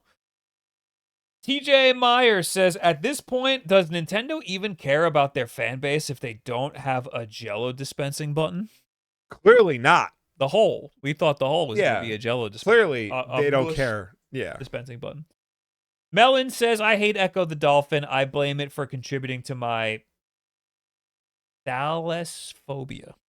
An intense and persistent fear of deep bodies of water, such as ocean, seas, or lakes. Yes, that makes sense. The final boss is terrifying. A friend of mine in our group chat actually texted us the day the Switch 2 was announced. He said, apparently Sega renewed its trademark on Echo the Dolphin. I'm like, brother, that's not even the biggest gaming news of the day. Brother, keep scrolling. You'll find something else. C is for cookie, says Skull Ninja, referring to the C button. Yes. Which is not on the controller. No. So what is it then? I saw a lot of bad takes about that. People were like, it's a regional thing. Maybe it means something in Japan, but it doesn't mean it here. It's like, no. That's never happened. Yeah. They've never put different languages. Yeah, they always use the Roman characters. No, it's not Roman. I think the ABCs as we know it is Arabic. Oh. I think. They would call it Romanji. Yeah. So Son David says, "So have you heard of the rumors about the Switch 3? It begins. Pixeltron says, "Hey Bob, about the chain restaurants in old houses. Have you seen the Starbucks in the 100-year-old Kyoto townhouse?" All right, here we go. Oh, I gotta see that. Starbucks in 100-year-old Kyoto house. New Starbucks is inside 100-year-old. Yeah, dude. Look at this Ooh. thing. Oh, too big. Made it too. That looks sick. Can I get more pictures, please? No, this website sucks. Who are you? So I know never to click on it again. The Goin Kyoto Starbucks. That looks cool. Yeah. Oh, we can watch a TikTok about it. Oh, thank God. This Starbucks in Kyoto, Japan is built in a traditional Japanese house that's over 100 years old. It blends in so well that it's easy to miss. There's a Japanese garden next to where you wait for your drink, and the second floor is set like a Japanese tea house, with most of the seating on tatami floors. So you'll need to take off your shoes before sitting down to enjoy your drink. I'm gonna blow your eardrums out with that. Sorry. That looked awesome. Now, as a white man racked with guilt, there's something rather offensive about a Starbucks invading a 100-year-old Japanese building. Well, they have a lot of old buildings. True, They're an yes. old place, Yes. you know? So I don't feel too bad. Okay. Also, they love Starbucks over there. Yeah. They got a billion They love it almost as much as we do. Anyway. Oh, now we're in the chat. Yes. Hi, everybody. We'll talk to you guys real quick. I've been trying to upload something to Dropbox the whole time. It's taking forever.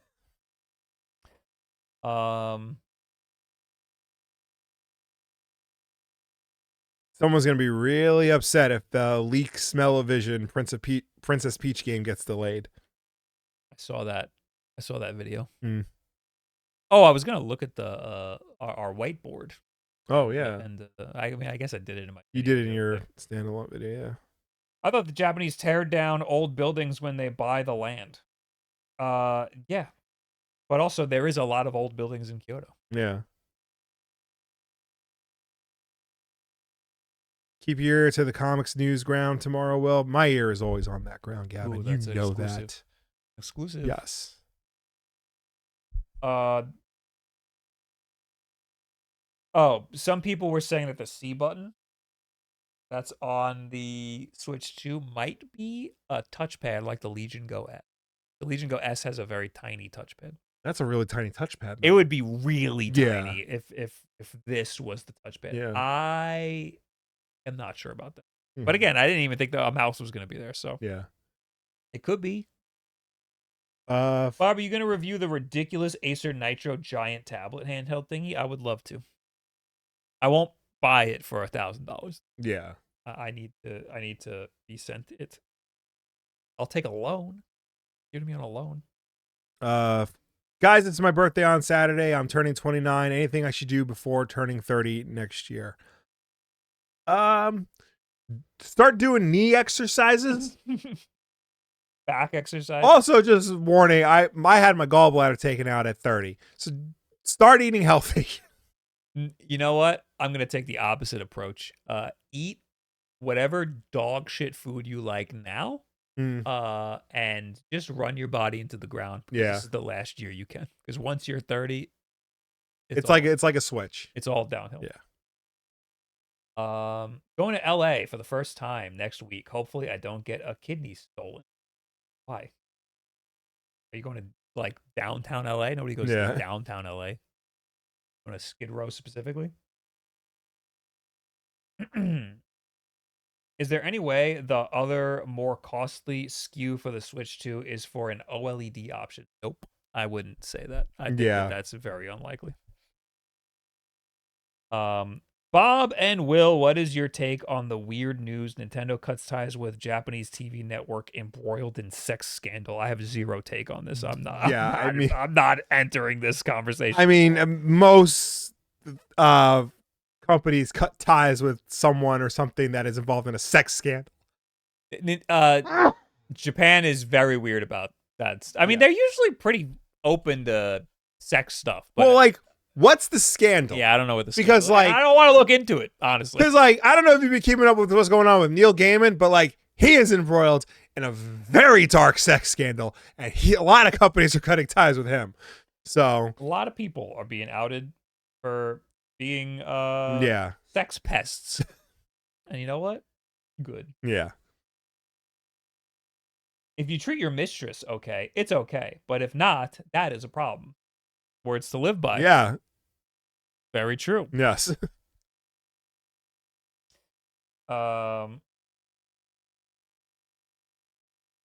Anyway, audio levels are a little off today. Will is a lot louder than Bob.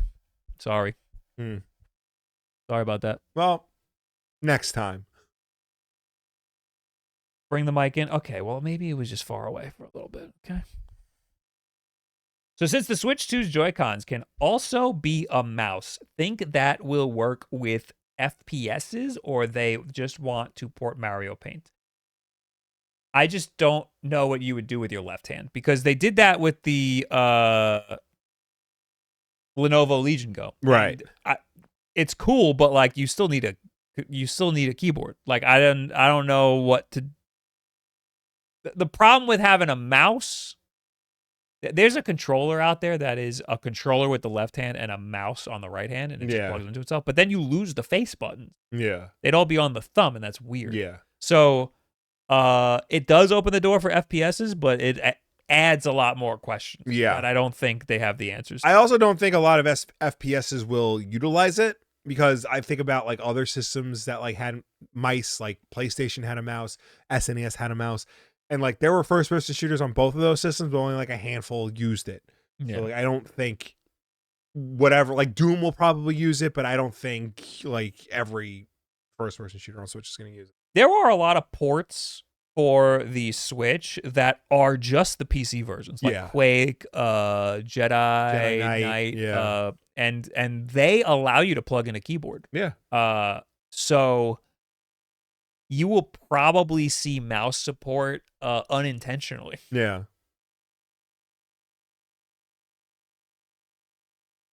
Anyway, a few weeks ago, I asked if you thought a stop motion game would be possible. Someone kickstarted one. It's called Knockoffs, action figure based fighting game. Ooh. Talking my language.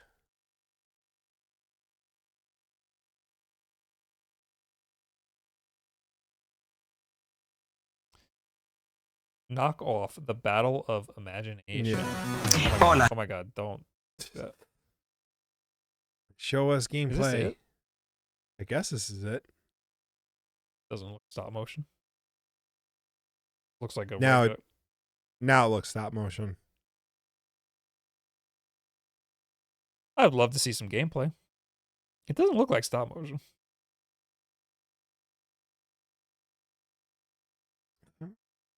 I wouldn't say that's stop motion.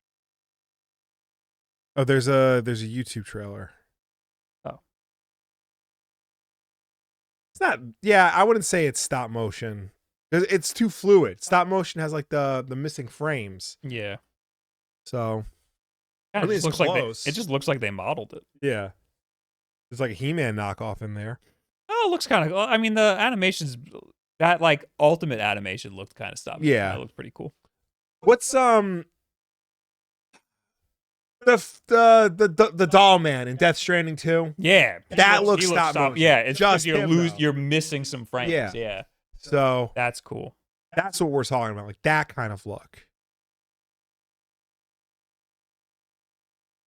Anyway, Harold the Halibut. People in chat are saying Harold the Halibut. Oh, this must be like some kind of a point and click or something. This looks straight up just stop motion. Yeah. Like you're watching a movie. That looks crazy. You guys think we will still be able to use Amiibo on the Switch 2? I think so. I don't know. I think that why not? Yeah. But there might not be NFC in the new Switch controller. I don't know. I feel like that would not be too much for them to add. No. You know? No, it wouldn't be too Like much. to add. that would probably just be an easy like conversion over. The Joy-Con had a lot of crap packed into it. Yeah. And this is a little bigger. So Yeah. I mean, but it does have an optical sensor in it. So Also, who like knows? they're still selling Amiibo. So Yeah, that's true. And there's other functionality they can do with opticals. I mean, with NFC. All right. NFC seems like a cheap ad, and they can sell more amiibo. That's true. Yeah, they definitely can. They've been slowing down hard on amiibo, though. I guess. All right. We're good. Thanks for hanging out. Everybody. Thank you for tuning in. Thank you for watching us. Thank you for chatting with us. As always, the WULFF DEN Podcast is every Tuesday night at 8 p.m. Eastern right here on twitch.tv/WULFDEN. If you can't make the show for any reason at all, we always put the archive version up over on youtube.com/WULFF DEN Podcast. So you can go check us out over there on demand whenever you want. If you prefer to listen to us rather than watch us, you can do that as well because we're also an audio podcast on any and every podcast service such as Apple Podcasts, Spotify, Pocket Casts, YouTube Podcasts, Audible.com even. But no matter where you get the show from, folks, please be sure to subscribe, rate, and review us because that helps us with placement on all those respective platforms. I'll hopefully be live on Thursday. Got a video working on the MSI Claw this week, the Claw 8. I like it a lot more than I thought I was going to like it. I was trashing all over it for weeks, and then I got it, and I was like, you know what? This thing ain't doing too Well, that's bad. good. That's good that they fixed the thing. Yeah, because you remember the old MSI. Of course Claw. I do. That was rough. Yeah. But this one seems to be totally fine. I There you haven't go. had really any problems at all. Just goes to show you, never buy the first of a thing. Yes. Thanks for watching. Go watch AJ. We'll see you later. Goodbye. Bye.